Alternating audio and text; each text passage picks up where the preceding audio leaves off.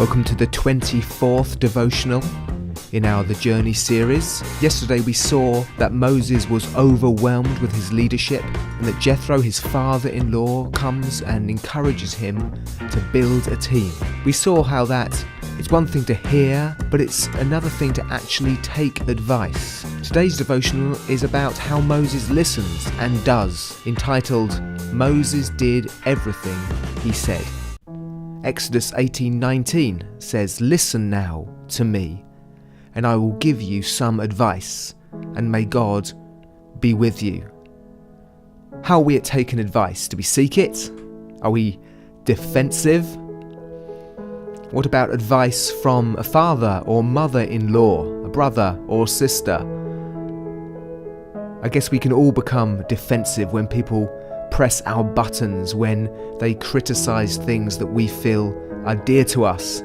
I'm someone who doesn't even like to take directions while driving a car, and this can overflow into many areas of my life. I can become defensive and upset because deep down I wonder if they really want to help me or they're just criticizing me. And I guess it reveals an insecurity in myself. We should welcome advice because it shows us how we can improve, and I'm sure we all want to improve. In our last devotional, we saw that we need to build a team around us, but that team is not just a group of people that you tell what to do, they're actually a group of people that you listen to as well. It's not a group of slaves, a group of servants, it's a group of friends that we listen to their advice and opinions as well, otherwise it's not a team. Our reading goes on, Exodus 18:19-20. You must be the people's representative before God and bring their disputes to Him. Teach them His decrees and instructions and show them the way they are to live and how they are to behave. We see that Jethro risks bringing advice. Giving advice is risky business. It's hard to overcome our fears and worries about bringing advice. How would you feel about giving advice to a parent whose children are all over the place? How would you feel about speaking to maybe a preacher, a teacher whose teaching is waffly and too long and boring? Bringing advice is about loving people. Do we love them enough to tell them the truth? Not to somehow make ourselves feel better, but to help them to improve, to help them to be more successful.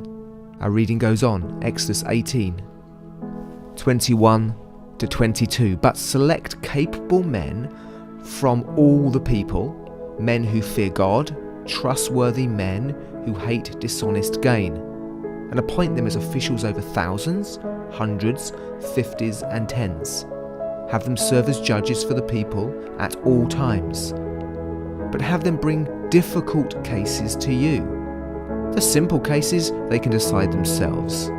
That will make your load lighter because they will share it with you. Moses is advised to appoint godly people to positions of responsibility. If that responsibility is in the church, it must be people who love God, love His word, not just capable people. We can be tempted. They're capable, they're able, they speak well, but have they got godly character and godly ambitions for God's name? But they must also have competence. Do they have the skills? Many are zealous, but don't actually have the competence and ability to take on as much as they may think. And as leaders, we must be wise in the amount that we give to people. Test them and see them grow. Our reading goes on, Exodus 18:23-24. If you do this, and God so commands, you will be able to stand the strain. And all these people will go home satisfied. Moses listened to his father-in-law and did everything he said. It's a rare thing for someone to listen and do. Moses is humble enough to listen to advice and share his leadership responsibilities with others.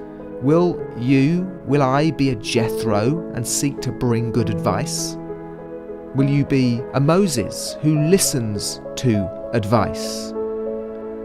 Proverbs 19:20 says, "Listen to advice and accept discipline, and at the end you will be counted among the wise." We're called to give advice, and we're called to take advice. Are we prepared to do both?